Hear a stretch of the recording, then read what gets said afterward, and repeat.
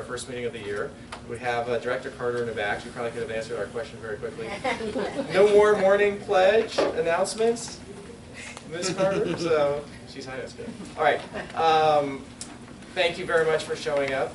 We're going to go hear from Ms. Carter, of course, and Ms. Coburn, and then we're going to review a few items for the year before we start. I wanted to welcome everybody. My name is Steve Rosen. I work with the KMag board. We'll do some introductions here as well. I've got two kids, Brady and Kira. They're both 8th graders, so we've been fortunate enough to be here for 2 years, and we're looking forward to our 3rd year. It's a wonderful program, KMag, and we'll just talk a little bit about what it does, but really, essentially, for new parents here, we focus on 3 things. First, we focus on education. So we have these meetings. We have 12 meetings over the course of the year. And we focus on having administrators, faculty, and staff come and talk to you and giving you opportunities to talk to them. So that's one of our primary missions, is to be able to share information with a parent set here at Kealing. Number 2 is we do fundraising and we spend money. So in talking with the administration and in talking with the faculty, teachers, we try to get an understanding of what their priorities and needs are, and we try to fundraise each year around those needs. And we'll hear from Molly later on today about what we think those needs are going to be for this year. We always have more needs than we have money to fill, so choices need to be made. And that's why fundraising is so important as well. It's a privilege to be here in the Magnet program, and it's a wonderful opportunity. We try to make the most of it, not just for the kids, but for the teachers as well, to give them the opportunities to do what they want to do and to fulfill their wishes for being here so that they can make their teaching opportunities the best they can be. The last thing we do is provide volunteer assistance. And we'll talk about committee opportunities, and we passed around a sign-in sheet. We'd love it if everybody could sign in and indicate their interest in volunteering. We have 10 or so committees that we put together each year that do a number of different things, from helping with a showcase, the Magnet Showcase that we have around December, the Choice Fair, which also comes later in the fall, the shadowing program. There's a lot of work involved with maintaining a program like this and to giving the administration and teachers the help they need. And with that, I'm going to turn it over to the rest of the board and have them introduce themselves as well, and then we can rotate to Ms. Carter. Yeah, hi, my name is Rohit. I'm the co-chair for KMag Committee here, helping Steve and other people with day-to-day activities. I have one kid, grade 7, in this Kealing Magnet program. It's a very wonderful program. That's why I wanted to get involved with this committee, and this is my first year running with this committee here. Hi, I'm Rajal. I'm the co-treasurer with Lisa, and I've got a 6th grader and an 8th grader. I'm Mary Elise, and I am the secretary. And I have a 7th grader, and I have a sophomore, and I have a freshman in college who I just dropped off. And they've all gone through Kealing, and we love it, and we'd love to answer any questions that you guys have.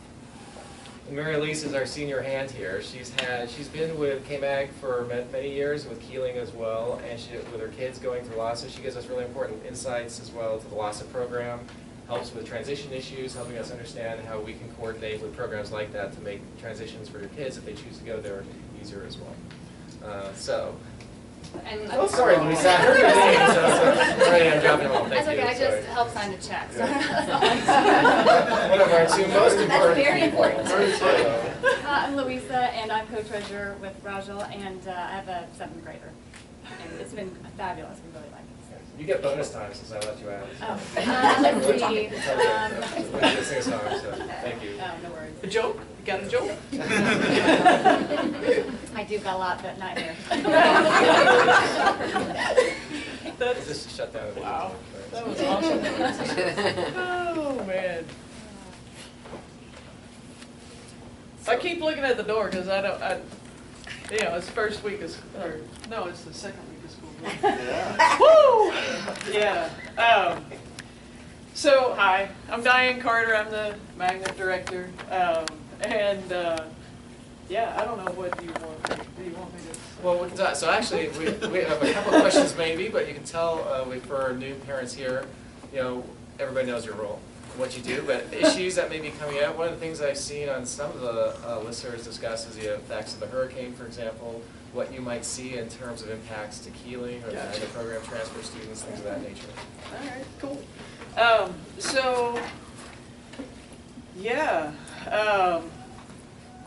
chances are, as far as the impacts of the hurricane here, chances are we're not going to end up being a shelter site. I went with Ms. Coburn last Friday to a training for that, just in case. In AISD, they would always start with non-instructional places like Delco, and then move to high schools like LBJ. They're conveniently located right next to each other. And then they go through all the high schools before they would get to middle schools. So we were ready, just in case. And in fact, it was really cool. We got our faculty together right after school on Friday, just had them all come to the library real quick and said, hey guys, just in case we end up being a shelter this weekend, here's some time slots. If you want to sign up to come help out, sign up. And full page. So it's just another example of the amazing folks we've got here. But chances are we won't be a shelter site, especially at this point. They're definitely moving to more long-term shelters rather than temporary. And we would be more of a temporary site. So there's that. In addition to that, because we are located pretty darn close to the convention center, you may be wondering, will we be getting any long-term evacuees? That's a conversation that's happening right now. However, we're full. We're real full. Our lunches are full, so Ms. Coburn's definitely in conversation with central office, saying, you know, you've got some other schools that are close by too that are under enrolled, so please start there. So that's kind of where that is. There's, as you can imagine, in any situation like this, nothing is ever a for sure thing ever. So you know, we'll roll with it. We'll see how things go, and consistently advocate for our space. And yeah, but at the same time, definitely want to help as we can.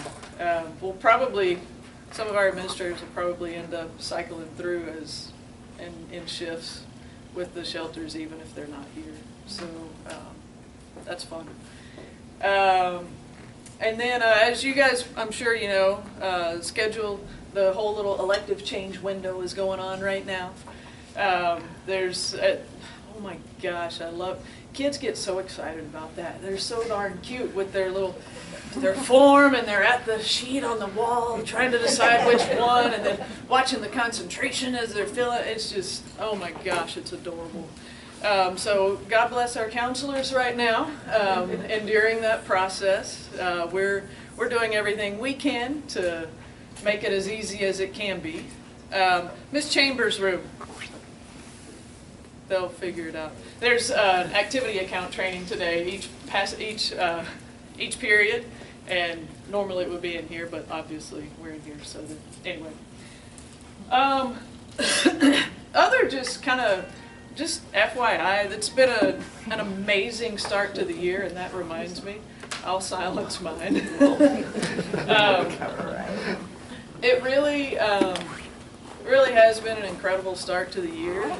You know, sometimes I feel weird saying that because I'm like, it's what everybody says. But like, it really has been. It's been. I mean, you always have hiccups along the way, but all in all, it's been very smooth. Right now, total school is at about 1221, and magnet program it's 859. Wow. So that's kind of where we are. Just a couple of tidbits. I had a conversation with Mr. Applegate the other day, and it was like, you know, I mean, we're just kind of talking. I was like, hey, so how's it going? How are your classes? And he's like, oh, they're great. And then he said, he's like, you know, I can see a difference in the diversity in my classroom. And I was like, really? He's like, yeah, I can. So, and he said, and you know, it seems like we've got some kids here from schools that we don't usually have kids from, that are bound and determined to prove that they can do it. So that was exciting to me. It gave me goosebumps then, and just did again. And that's a wonderful feeling. And then just FYI, because I'm sure you'll hear more about this down the line, one of the biggest, our program time that we spent before the year started, I asked our teachers, what do you guys, during our program meetings this year, what do you see as the best use of our time? And the thing that they said more than anything else was a desire for some direction, and then also some time to work together to think more in a more interdisciplinary way. And that's, content to content, department to department. And then we've actually, purely because out of necessity, with our lunch schedule this year, we have some classes that are linked, and it was, again, purely out of necessity, but our teachers are wanting the resources and the time to really work on making connections from one subject to another, which is huge. That's what learning is connections. So even at a cellular level, if anybody wants to discuss that, the biology dork in me would love to. No, I'm just kidding. Yeah, all right. Anyway, that's my 2 cents. Thank you. So I do have a question. What happened with the morning announcements? They're all pushed to, and the pledge, it's all pushed to advisory? To advisory, and yes. Advisory is midday? Advisory is after the first period of the day.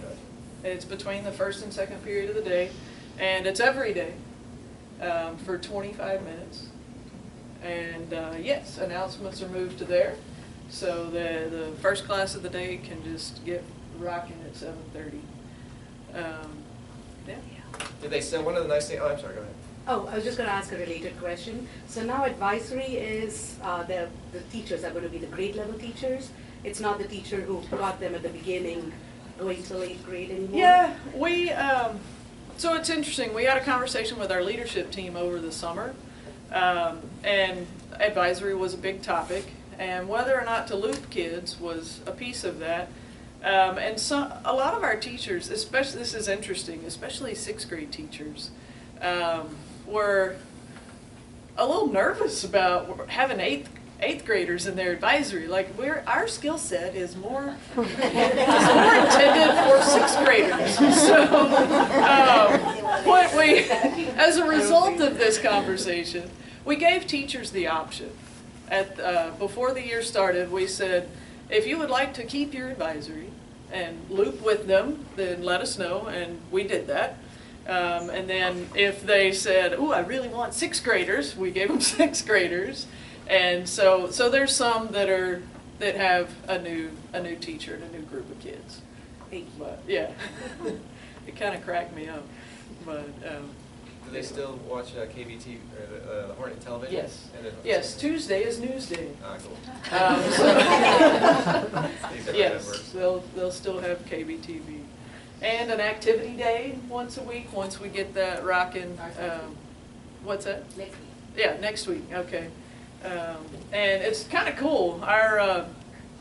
We've actually we've got a giant calendar out of the year for advisory, and we've actually asked our teachers to pick a lesson or pick a week that they want to provide the lesson for. So as you can imagine, if you're meeting every single day, one of the challenges is to have something to do every single day. So as a result, we needed some more hands on deck. And the really cool thing about it is how fast people started signing up. The first, I don't know if any of your kids talked about it, but as you know, we all went out to watch the eclipse.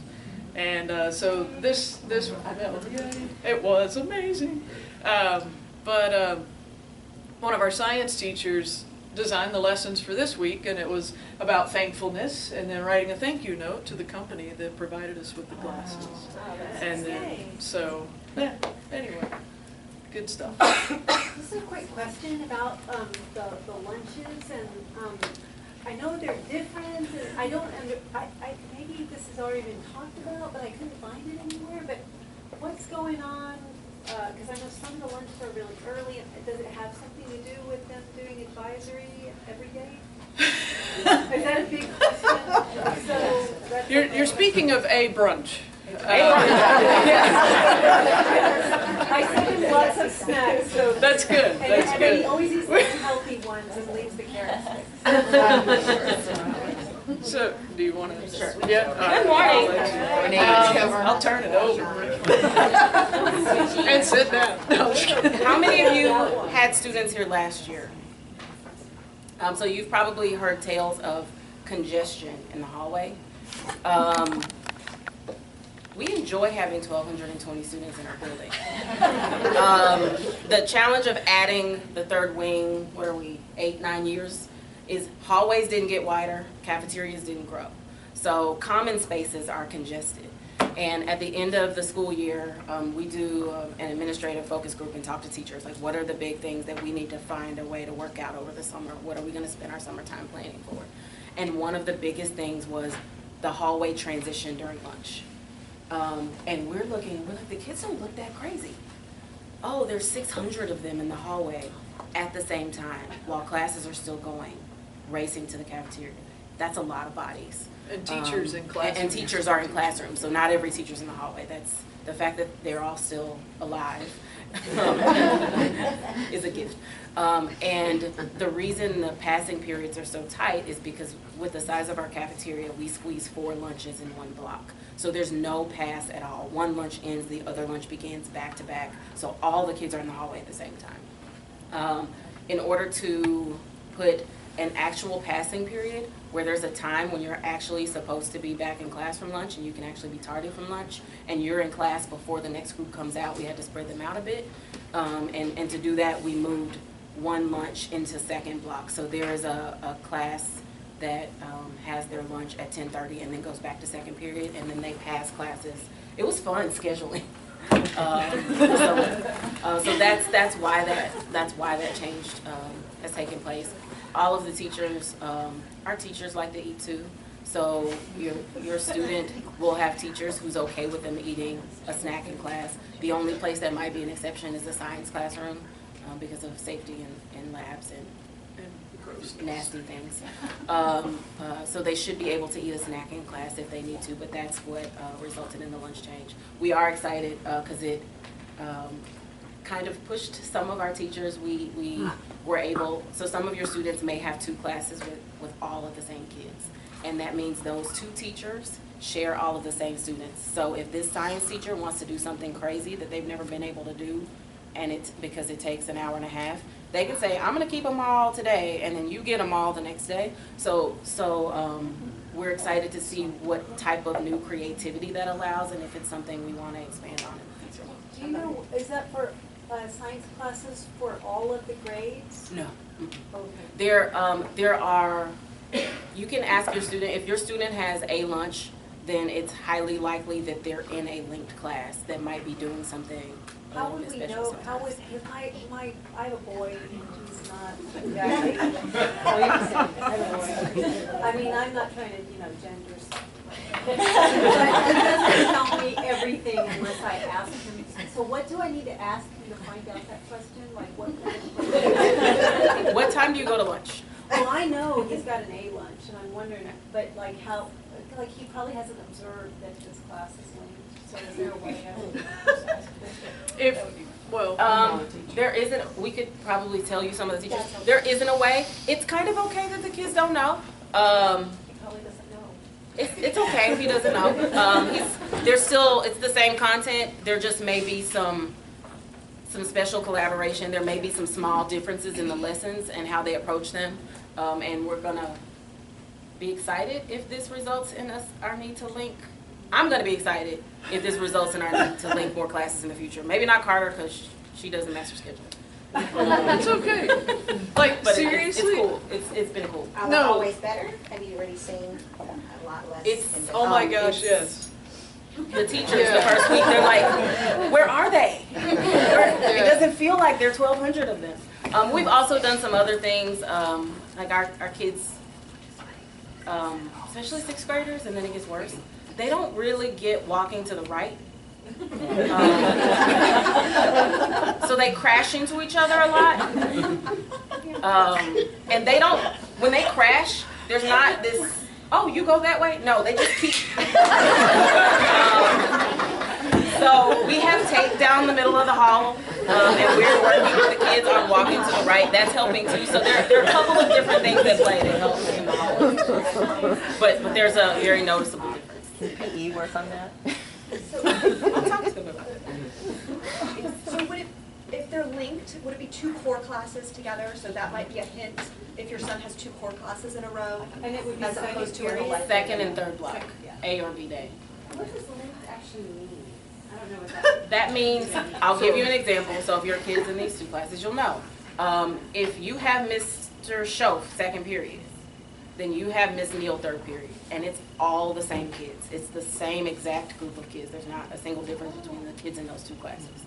So they can change their schedule a little bit between teachers, and it's fine. The kids, if there's a group of kids that works really well together, they can stick together in both classes. The teachers can do some cross-curricular projects and units, so that's what's happening. That's the case for my 6th grade son, and he observed it pretty quickly, and I think it helped with the transition, because there's one kid he knows that's in that linked class, and so as far as the transition from elementary to middle school, it really helped him with that process, so thank you for the effort. That's actually good to know also, because like as parents, I think when we're trying to, if they have a schedule problem and we're saying, why can't you change this? It's good for me to know, because I won't do that. I So will we understand. experiment a lot. This is And I just have to say, I'm sorry, but making this happen was like this giant logic problem that we worked together for like a long time, and it really was fun. Like Yes, we wanted to like pull our hair out at times, but it really was fun. most of the time. Yeah. I only had one meltdown over the summer. Yeah, if you're in the engineering room, go you. My husband's a computer guy. And I'm like, this is what you do all day. Like, this is what you do all day long. It doesn't work and you try something else? Yeah, no. Oh, I was going back to advisory, new 6th grade parent, obvious question. Do they ever give you the gift of 10 minutes to finish homework for the day during the advisory? Like, we're already having a lot of... Yes, that will happen. So the change in advisory, there are lots of reasons for it, and our teachers have been kind of talking about this for the last 2 years. I got a letter from a student last spring saying we need more active time. Can we have recess at lunch? We don't, our campus layout and where we're located, it just doesn't facilitate the space for that. But we heard them, and that's been a thing that's been coming up. We need a break. Y'all work us hard, we need a break. We have there are some very clear guidance and counseling needs that are grade level wide or may exist in October, February, you see them come home.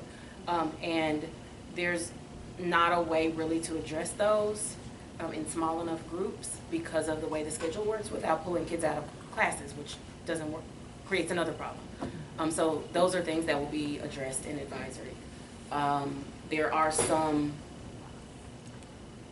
weeks, like No Place for Hate Week. Teachers wanting kids to understand like the history behind Thanksgiving, and there's not actually a place that fits in a course necessarily in 6th grade. That having advisory every day gives us the opportunity to do that. All students will also have one active day every week, starting next week, either doing Minute to Win It in their classroom, games on the tennis courts, the fields, or in the gym once a week, every week during advisory. And then there will be a day that is catch up on life. What are the things that you need to get done that we can help you get done in this space? So that's why the shift to 5 days. It still leaves 90 minutes a block for core classes. If you can't get it done in 90 minutes, help us all. So that's what is happening this I have not said anything about the homework hiatus. That's exactly what I was gonna ask about. If you're not getting Herald, log on to the website and send a subscribe email. Another thing that came up was our kids, we're trying really hard not to give busy homework. So the work that they're getting should be valuable work. But our kids need a break. And sometimes even if we try to give them one, they struggle because they're so task driven and they want to do well. If I don't have homework, I feel like I should be doing something else academic. And we want the kids and the staff to know that it's okay to take a break, to do something, to give yourself a reset and to just be a human. So we'll have a homework hiatus once every grading cycle. It will be the first Thursday, Friday, back-to-back AB day. So tonight and tomorrow, your kids shouldn't be doing homework. They shouldn't be practicing an instrument. They shouldn't be doing any of that. So if you see them doing it, stop them. And you'll have one of those every grading cycle. Yes, thank you. What was that last part about practicing an instrument? Don't practice. Did you tell that to Mr. Jarrett? Yes. Yes. And also, question about Blend. I know it's new, and how's that going? The system works really well. We have a building full of skeptics. We're all skeptics. We're like, this isn't gonna work. It's great. It's actually very user friendly. There are a lot of tools that teachers are already using that are embedded in the system. Because it's actually Canvas. So if you're a UT person, you've used Canvas before. A lot of universities use it. They just named it Blend because AISD likes to brand things. And so it's tried and tested, and the company is very responsive. We can send a help request and they respond in like the next 10 seconds. Someone logs in and live messages you, and then email follows up. So it's great. The only piece that we were hoping for at the beginning of the year that isn't live is the parent access. I'm like, how do I get in there?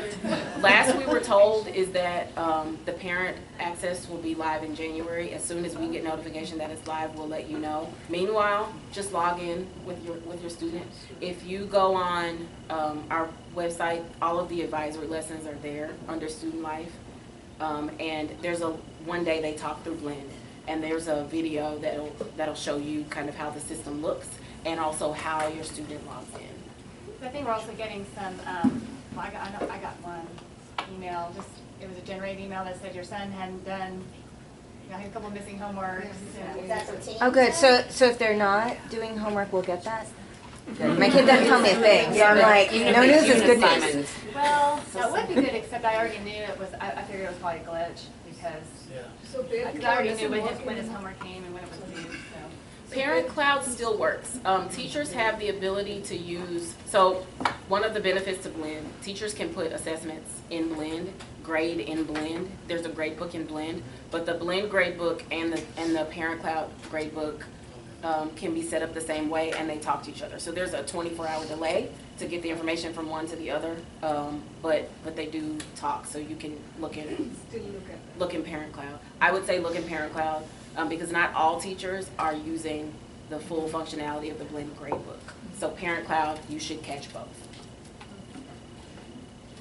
I'm not as familiar with Blend or Canvas. Can the students see other teachers' websites? Because I found I had twins, and one of my girls, the teacher didn't upload things as fast as the other teacher. So we went to the other teacher's website, and they had like a longer list of resources. So we always use that in conjunction with her teacher's personal website. So can the kids see cross-discipline? Yeah. There, not as it's currently set up. There is a way for us to make courses live in what they call the Commons, and then you would be able to access any teacher's course. So give me a bit to figure out how to do that in a way that's easy to navigate for you all. We'll get that. And it even helped when the girls were figuring out electives. They went and visited the electives teacher sites and went through and to see what some of the assignments were and if there were any little videos posted. And it's really helped down the line with that too. Okay. We'll work on getting our course sites in the comments so everyone can access them. My daughter's an 8th grader, and the first 2 years have just been a wonderful experience for her. She's grown immensely for all of you people that have 6th graders coming. The one question I have for both of you, I mean, I think the gift that we all get from this is the blend of the magnet kids and the neighborhood kids. That's life, right? What do you guys do?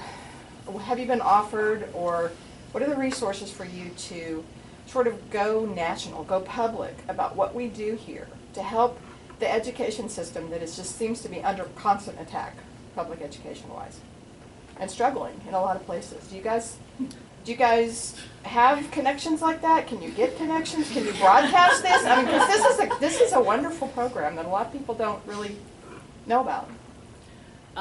Maybe that's not a fair question in front of this group of people. I don't know. This early on. Maybe you can get back to me on that. I don't know. Hey, here's why I don't have an answer. I do a lot of hiding.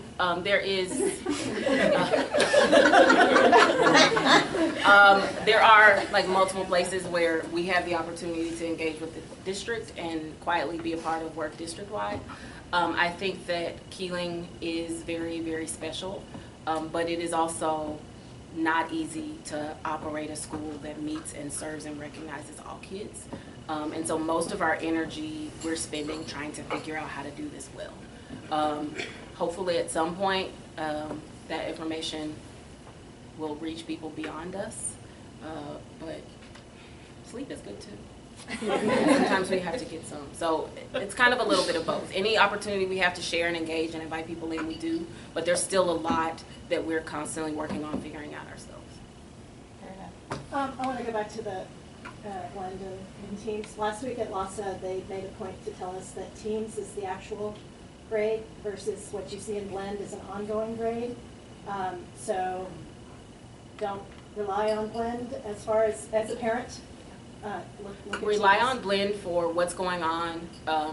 Your student, it has a calendar that is, it looks like a normal Google Calendar, iCal, whatever you use, but all of their teachers' grade assignments end up on the same calendar in one spot for them. But for the actual grade, if the grade is what you're looking for, use Parent Cloud, because that is the one place where you're going to catch everything all the time for the grade. Can I ask you a question?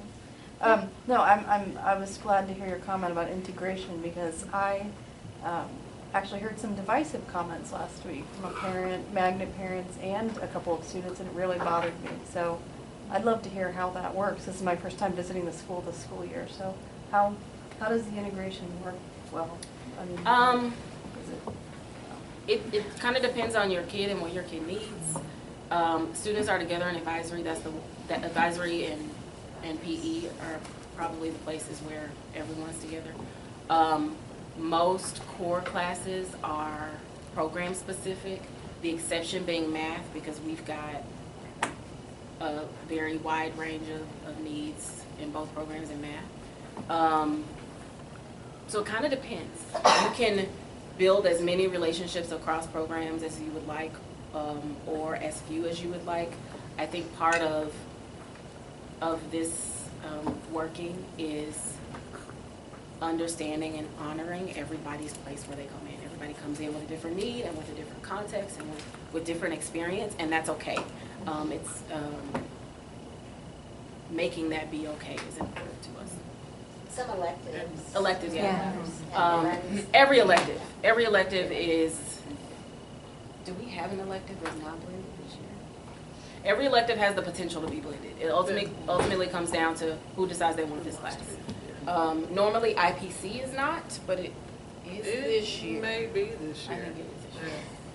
I think so. Well, I'd love for my daughter to make relationships among all kids, Academy Magnet. If there's anything I can do as a parent volunteer to help facilitate, I've already reached out to Ms. Carter. I don't know what, I mean, I was getting the sense last week that people stay with their group and they, that there's a separateness, and I don't know. I think there is, yeah. But not necessarily because of programs. I think people tend to do that. You have your group of friends. So there are also groups that are, you see it most in elementary together. Oh, these kids are all from different programs. They just happen to have the same interests. So there is a clustering, and sometimes it is by program, but I don't think it's because of program. It's just my friends. But the kids are, the first week of advisory, a lot of it was focused on greeting each other and knowing each other's names and the value in knowing each other's names and saying hi to a human every day. Because it's understanding each other and working well together doesn't require friendship. Like, that doesn't have to be your friend group for you to more than just exist in the same building. And just based on my experience, if you're interested in that and your kids are interested in music or athletics, those are great ways to cross over. Because both in those two worlds, you'll see a lot of it, and it's wonderful. It's some of our kids' favorite times. Well, also with theater Ultimate. too, the theater program, they have a musical every spring, and the theater program, they have auditions for the entire school. It also helps, I think previously our teachers didn't know each other well. We had administrative tiers last year. There was a Cuba trip over spring break. We didn't know what was happening. It was just teachers, but they were teachers from both programs, and we're like, oh, they know each other and like each other that much. That's it. That is what this is about. So a lot of it is with us has been starting there. It's cool. When you mentioned the numbers of the kids in Magnet and the kids in the academy, has it changed since past years? Like, no, it's all okay. So when we're talking about both are slightly bigger. Well, both yeah, are slightly both are true. Okay. But as like, I mean, it's probably been about that percentage ratio's for the same, yeah. a long time. The diversity that one teacher saw in his or her class, was that related to the idea that you took more from certain schools? Yes. Okay. Yes. And is that affecting instruction or amount of homework, or like all this that you're doing this year, like some shifts towards the active day or having hiatus from homework? That has been an ongoing conversation, and I think I'm still here in this year 3. Part of what our staff has talked about is these are things that we've wanted to battle out for a long time. But when you have such turnover in leadership, we just never did it. And so we went, well, we're doing it this summer. So these are issues that y'all brought up. Our leadership team had a working retreat, and it was based on the focus groups that you all participated in. Here are the themes that came out. So what are we going to do about it? And these are the solutions that the leadership team, so that includes administrators, counselors, and teacher leaders. These are the solutions that came to. Any other questions? Did you have anything you wanted to share as well by way of? It was blend and advisory and lunch, so obvious things. If you want to see blend and have us walk you through it, we'll be doing that at the principal's coffee. So come to the PTA meeting. I would be remiss if I did not share that there's this whole bond election thing. We will send out in Hornet Herald this week the document that shows here's what that means for Kealing, and here's how you find out what that means for the schools in your neighborhood. And then we'll also be able to answer that questions at the PTA principal's meeting. But if you have a question you want to answer to right now, I'm happy to answer it. Oh, wait, it's not about that. I actually did think of something though. My first year here, I had to miss like a KMag meeting, and it was online. So some of the meetings were online on YouTube, and I even went back and looked at some older ones, and it was so helpful. And I noticed that you're filming. Are they still? I haven't looked lately, but are they all still posted? And are the PTA meetings also posted, or is it just the KMag meetings? Are you looking at me? Yeah, it's the KMag meetings are being posted. The PTA PTA ones, I don't know. I don't know. I don't. We spend as little time as possible on parent websites because we find strange things sometimes. I will ask. You guys know. I will ask and see if we can get the PTA meetings posted if they're not already. Like your principal's coffee. Mm-hmm.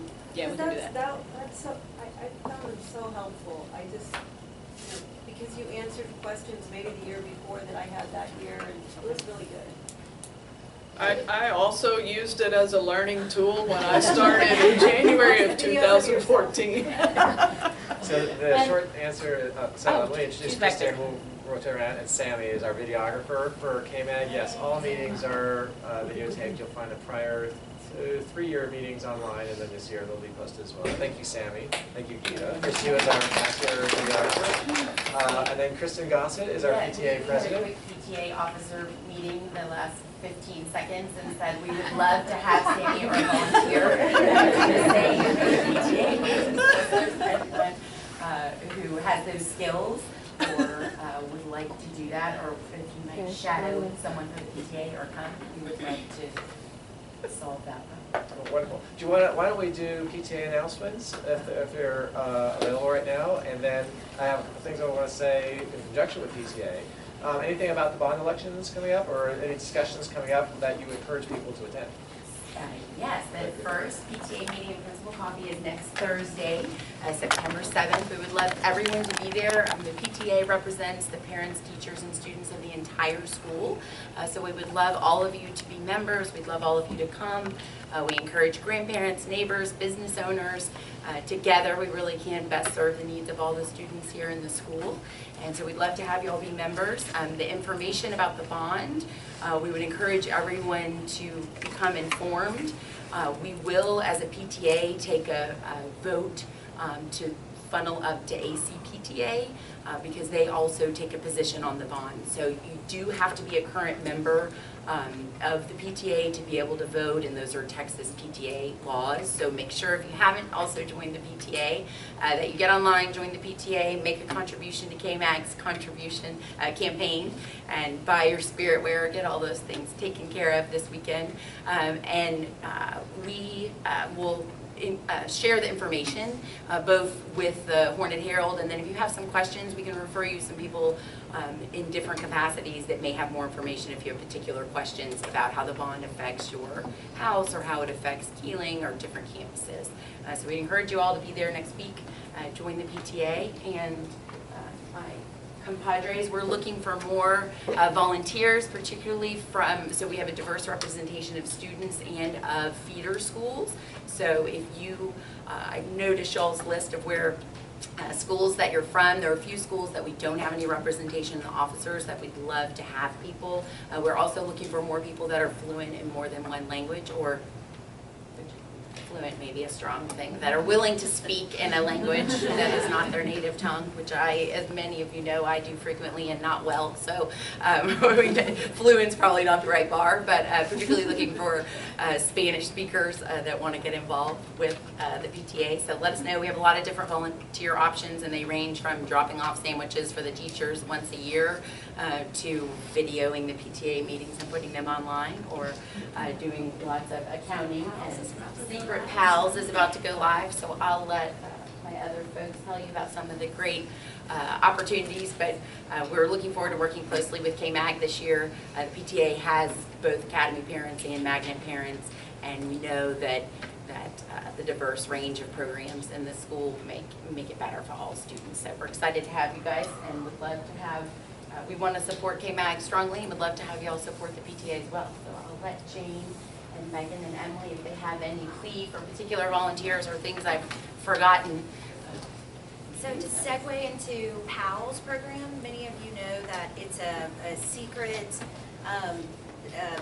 treats for teachers. So twice a year we do it. We're about to come online, and so be looking for Hornet Herald, the listserv I'll post out. So basically, your kid signs up for a teacher, and twice a year they give the little toy trinket to their friend, and then they go and secretly put it on the teacher's desk. So it's kind of cool and exciting, and it can be to whatever degree that you can do. So be eyeballing that. It should come out here pretty soon, and we'll give you a list of teacher favorites for whomever you choose. The second thing really is close to my heart is the Reflections program. It's this year the theme is Within Reach, and if you aren't familiar, you can get on to the Texas PTA website and just look up Reflections. But basically, it's an art contest within the PTA, so parents have to be current PTA members. And then your child can submit a piece of art, visual arts, piece of choreography they did, music they've composed, poetry, photography, and then they will submit it on a school level. So if I've got photographers or choreographers or parents in these fields, I'd like to have actual artists look at the work so they can put constructive criticism or advice to these blooming artists. And then it goes on to the city level and then on to state, on national. So here's the cool thing. So last year we had 2 Kealing students advance to a higher, to the city, which that is very, very rare. So we've got some super amazingly talented people. The artists here are fantastic. The writing. So I would encourage your kids to go for it. So the theme is Within Reach. So in the rubric, we look more at them tackling within reach more than their skill set. So it's about them really trying to, what does that mean to them within reach? So I'll be throwing out a bunch of stuff for that. So if you're interested also, it's reflections at kealingpta.com or if you want to sign up to be an appraiser, I'd like to say. All right.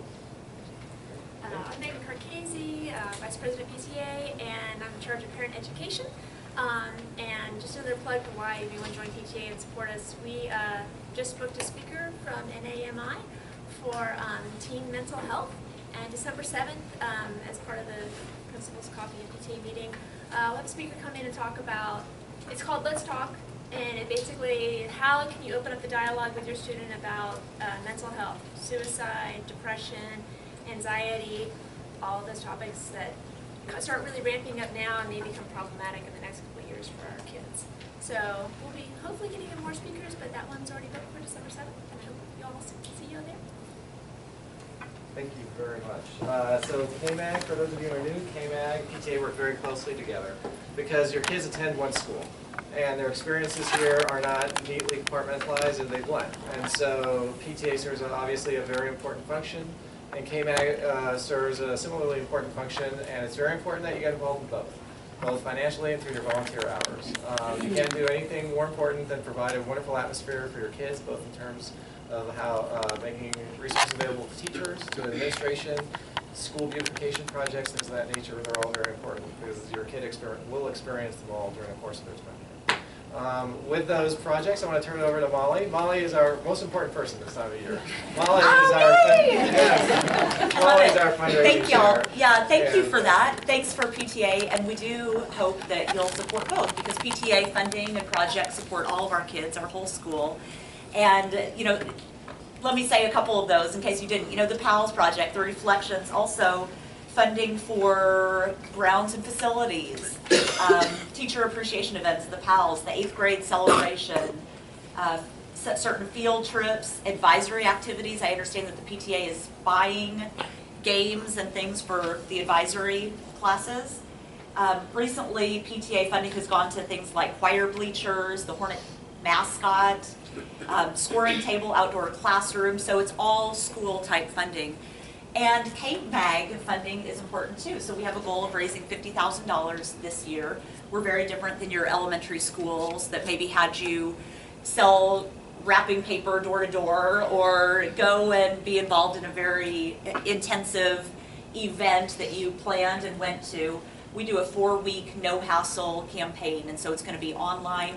You can make a gift now today. It starts today. We will use these funds for our budget, which includes things like primarily funding for teacher travel and conferences. So this year, we'd like to get the whole English department to the National English Conference in St. Louis. Science department to the National Science Leadership Academy in Atlanta in March.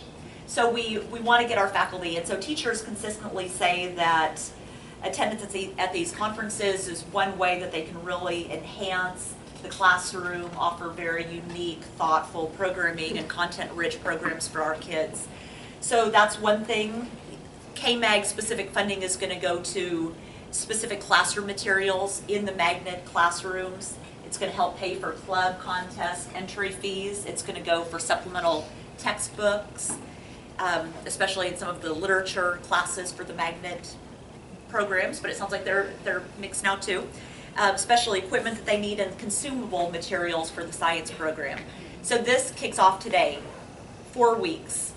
We know that you can contribute any amount, and we know that at some of your elementary schools you were expected to participate in some ways, and we look forward to having your participation here. And I think we have a credit card machine that we can scan today if you want it. We have them there. Rita, Rajal, we can take. No waiting. Find her. We can take your donation now, and you will be the first one to kick off and launch this campaign. Yeah. If you made a donation like 4 days ago, does it count? Yes, it did. Thank you. Okay, so I had to say that. Thank you. We are the one. We did with every donation. Yeah, we were so surprised. So we did. So the website was live, and so even though I'm lying and saying we kicked it off today, some parents got excited and donated. So we've already raised some money. So keep it on. We're excited, and we will be sending emails and reminders. We would love for you to share it with your elementary school networks. Pam is helping out with that, and so we don't know where all of your kids are from. We would love it if you want to share this news with your elementary school friends. You can tell Pam, I would love to share this with so-and-so elementary school. I'll get your email, and I can send you a real brief, easy way to contact your friends. We all know sharing with personal friends is always great, and as much as we all like to read the Hornet Herald, there's going to be weeks you miss it and stuff, so if you can have a personal contact with a friend from wherever your child came from, or you just know other parents, Spread the give word. you a real easy little thing, and then you can doctor it up with your own personal. Spread it, but you can make a gift today or later. We will be sending emails, but we'll be done in 4 weeks and have our $50,000 for the year programs. Thank you all so much, and go ahead. We have one other smaller fundraiser. Matching.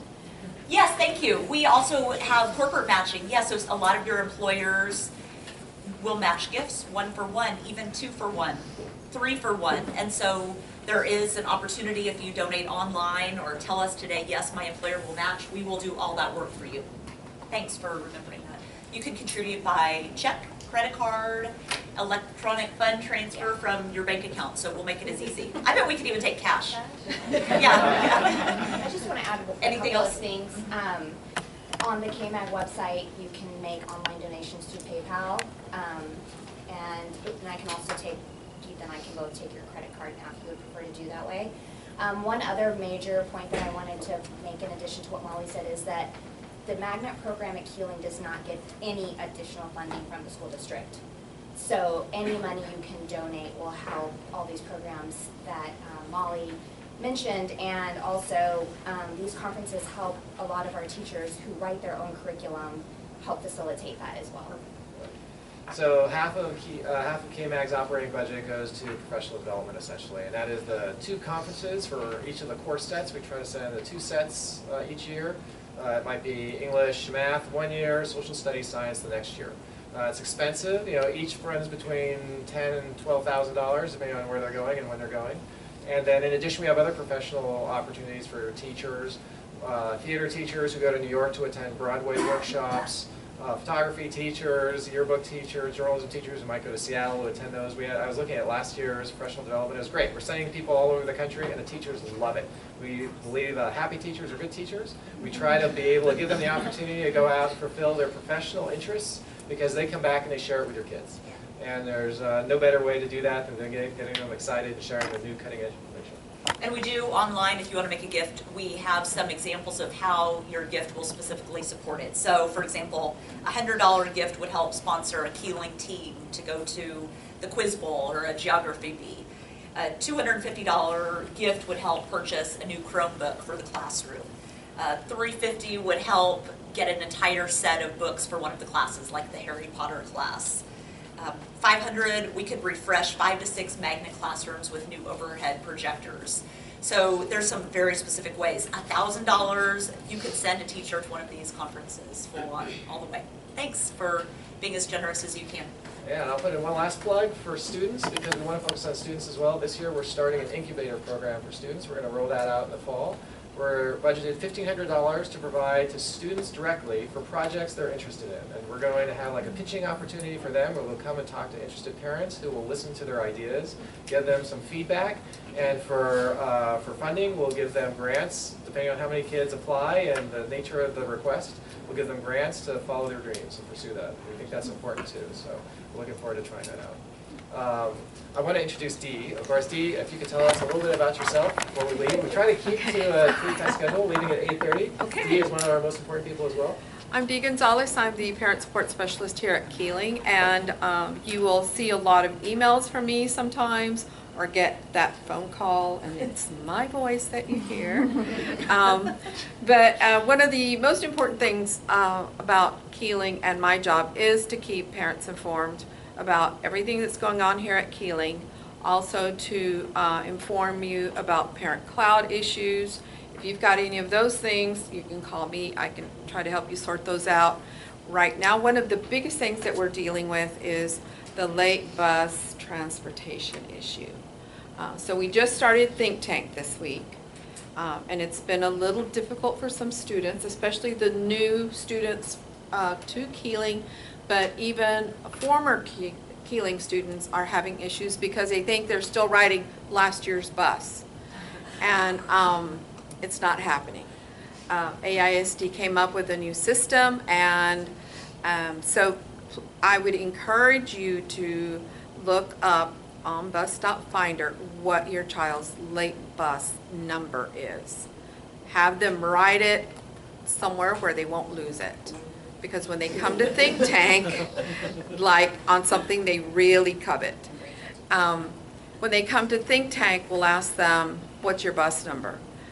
And unfortunately, some children don't even know what part of town they live in. So at least let them know that they live north, south, east, or west. And then we can kind of narrow it down from there. But the other thing is that try to figure out if that bus route is dropping your child off close enough to where you live. Because we have found a few who their bus stop is a really far distance, that late bus. So for safety reasons, I want you to go ahead and look into that late bus stop. And if you find issues, call transportation, because they are the ones that are going to have to make the corrections. Parent Cloud, if you have not already registered for a Parent Cloud account, I recommend you do that. It is making your life so much easier. You register one time, and as long as you're an AISD, you are a Parent Cloud registered parent. And you can see all of your children on that cloud.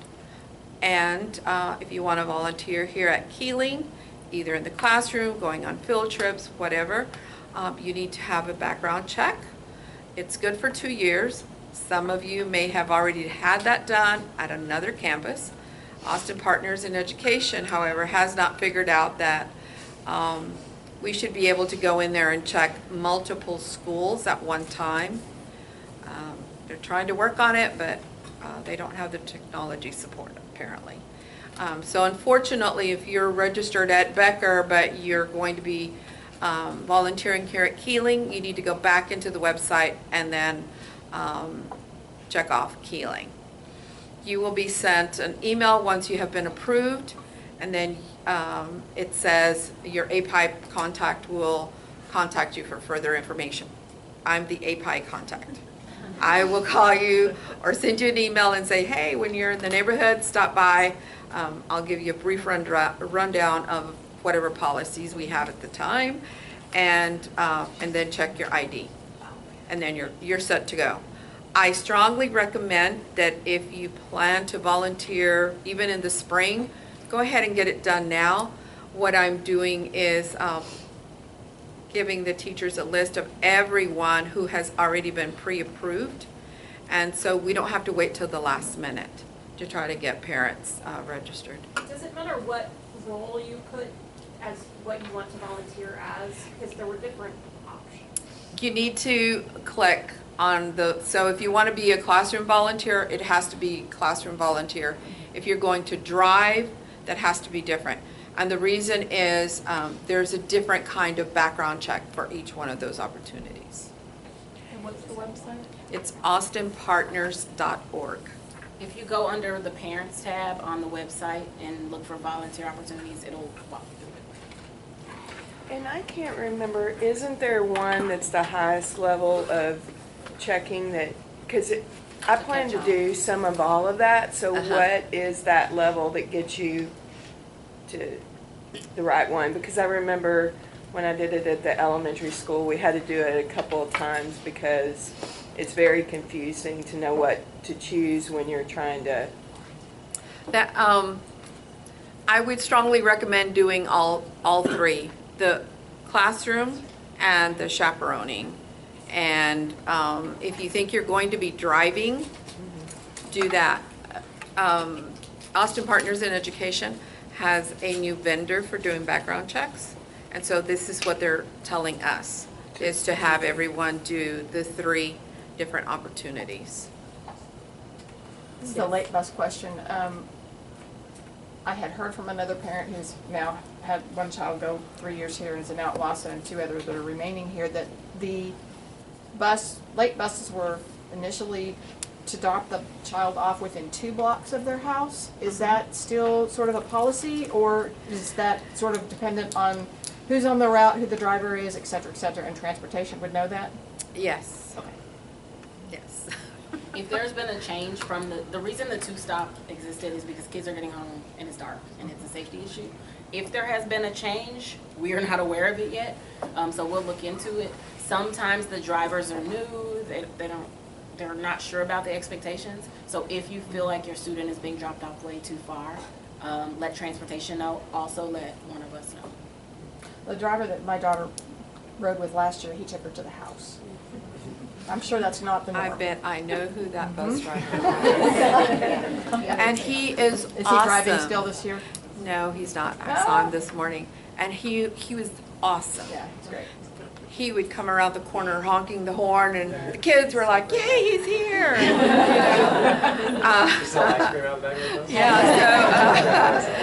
We had some really great late bus drivers last year. We have a few from last year that are returning, but we have a lot of new ones. And when I say new, I'm like new to the district. So it's going to be a little shaky for a bit until we get all those little kinks ironed out. But again, please check your child's late bus number, because I can give you an example. We have a student who has an AM and a PM bus, but does not have a late bus number assigned to them. So that's an issue. So make sure that you check into that. Are there more volunteering? You said you can look up volunteering opportunities on the website.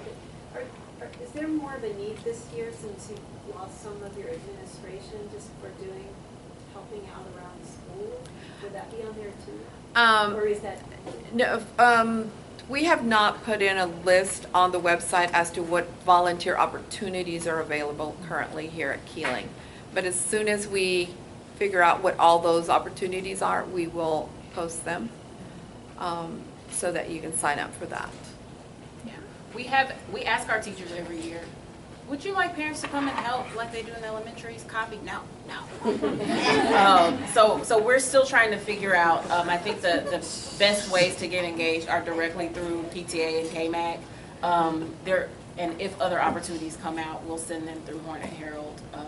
If you're an 8th grade parent, there will be plenty of opportunities for you in the spring when we get ready for all the big send-offs. We have like the writing workshops that we do, some math workshops that we also host in the spring. One that will be coming up is the Thanksgiving community meal, where we'll need some volunteers there. So you'll be seeing a lot of that information going out. We want you all to be in the school as much as possible to help us with whatever we have available at the time. Come say hi, but bring celery. Our entire staff is on a diet.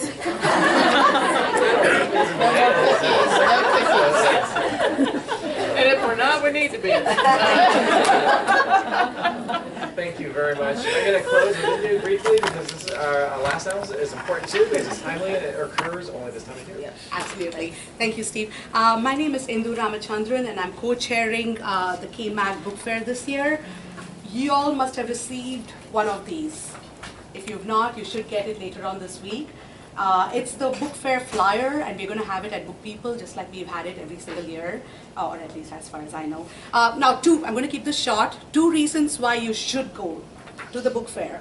One, you get, if you look at the back of the flyer, you get to pick up all the books that your kid needs. 6th, 7th, and 8th grade magnet kids get to pick up your required books and your choice elective books and language books also.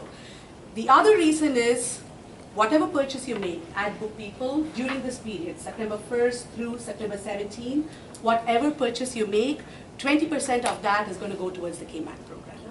So, Amazon is great. We get books within a day from Amazon, but I would strongly encourage you to go to the Book People book fair during this time period and buy your books over there. I've also given the teachers an electronic version of this, so they said that they're going to put it on Blend and their website and all that. So if you've not got an actual physical copy of this, you can print it off from there. If not, it's also on the KMag website. So you can go to the KMag website and the flyer's right there. You need to take the flyer with you, not an electronic version, right, Kaji? You need to take the actual hard copy with you because they use that, they staple it to your receipts, and that's how the KMag program gets the money. So 20% of whatever you buy, your total purchase, not just the KMag books, but anything you buy at Book People, during this period, goes to the KMag program. So please They go. have a table set up on the second floor with all the books, so it's They're really always quick. well stocked. Yeah, and it's beautiful. Walk up and get it and Yeah, go. and it's really beautiful. It's nice to see. Is it already set as the required books for the 6th grade? Yes. At the back of the flyer, you'll see required books and you'll see the elective choice books. And for language also. It starts tomorrow. It starts tomorrow and it goes on for 2 weeks. So September 1st through September 17th, including the weekends. Does KMag help with if families need help purchasing the books? Because I can imagine that for some families it's super easy, and for some families that would be cause financial hardship. Right. What was your question again? I'm sorry. Does KMag or the school help with getting yes, books is a for short families? answer, but not directly through the families typically. We haven't actually received a request like that in the past, but through teachers. So the teacher will say, we need so many classroom sets of books, and so we will purchase those books. And that's really the case for all courses, all field trips, anything that we do. You'll see when you get permission slips, there might be, would you like to donate a little more? Or we'll submit requests to PTA, KMag, wherever we can to make sure that students aren't losing access because of family income. So go to Book People. It's like the zoo. You just got to do it. Because, Amazon's great. It's like Book People. And it's good fun. Yeah, It's beautiful. They do a good job. Yeah, they have just great fun stuff there. Kids always come back with something other than books when they go there. Thank you all. We really appreciate your time. We'll look forward to seeing you in a couple weeks to remember our fundraiser. Thank you. I have got an extra flyer here if any of you want.